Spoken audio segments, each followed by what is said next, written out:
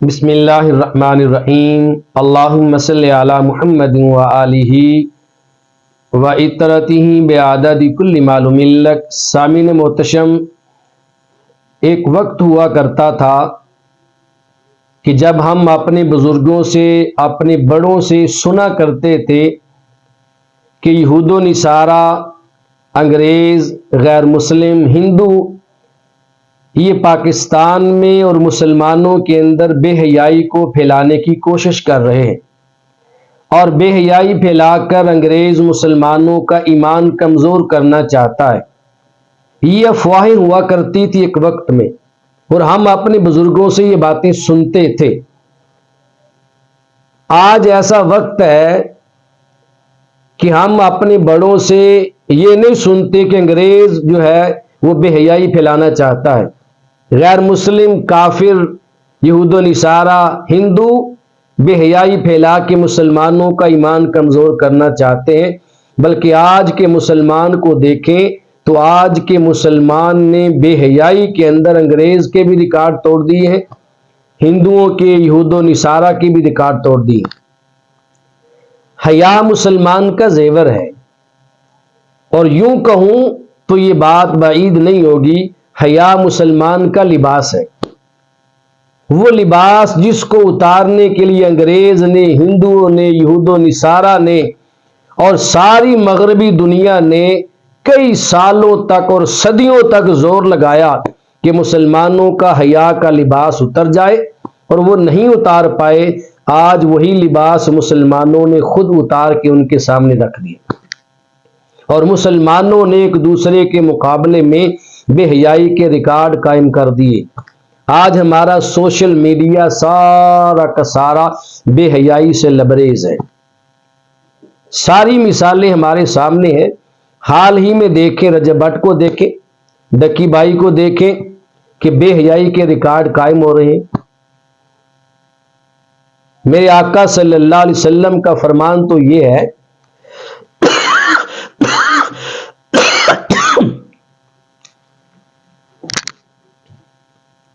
صحیح بخاری اور صحیح مسلم کی متفق علیہ روایت ہے،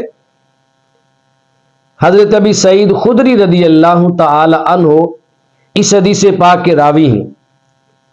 جناب ابو ہریرہ رضی اللہ تعالی عنہ سے بھی حدیث پاک مروی ہے۔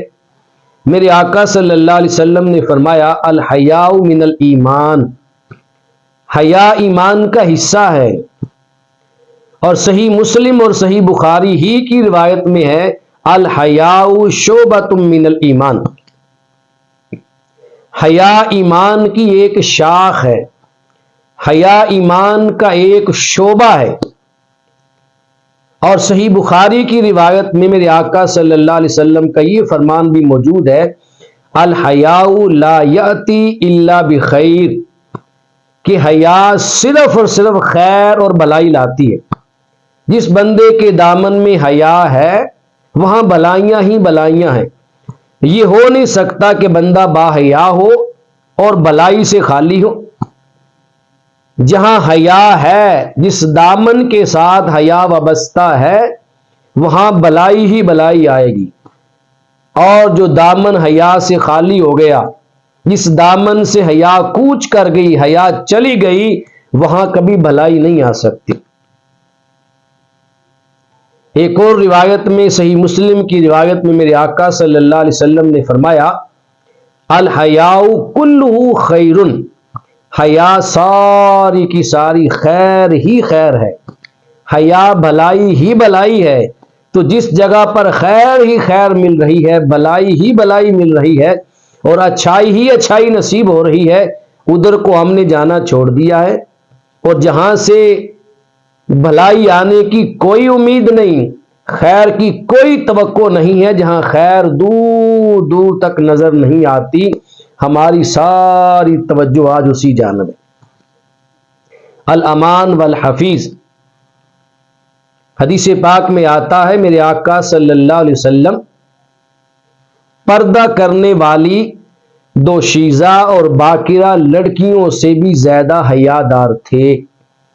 یہ حدیث پاک بتا رہی ہے کہ میرے آقا صلی اللہ علیہ وسلم نے اپنے عمل سے اپنی امت کو بتایا اور سکھایا اور سمجھایا کہ میرے غلاموں، حیا کا تعلق فقط خواتین ہی کے ساتھ نہیں، حیا کی مردوں کو بھی اتنی ہی ضرورت ہے جتنی کہ عورتوں کو ضرورت ہے۔ اپنے نبی کی جانب دیکھو، تمہارے نبی باقرہ دوشیزہ لڑکیوں سے بھی زیادہ حیادار تھے۔ آج تک زمانے میں کوئی عورت بھی اتنی حیا نہیں کر سکی جتنی حیا میرے محبوب کے دامن میں تھی۔ اور آج کے مسلمان نے بے حیائی کو تار تار کر دیا، بے حیائی کا لباس پہن لیا اور حیا کا لبادہ مکمل چاک کر دیا۔ میری حکومت وقت سے اپیل ہے، وزیر اعظم صاحب سے اپیل ہے، پنجاب کی وزیر اعلیٰ سے اپیل ہے، اس وقت کے آرمی چیف سے میری اپیل ہے، صدر پاکستان سے اپیل ہے اور چیف جسٹس آف پاکستان سے اپیل ہے کہ خدا کے لیے خدا کا خوف کریں اور دیکھیں ہمارا سوشل میڈیا سارا بے حیائی سے لبریز ہے، دین کی بدنامی ہے، مسلمانوں کی بدنامی ہے، ہمارے وطن کی بدنامی ہے، اور اس میں ہمارے لیے خیر نہیں ہے۔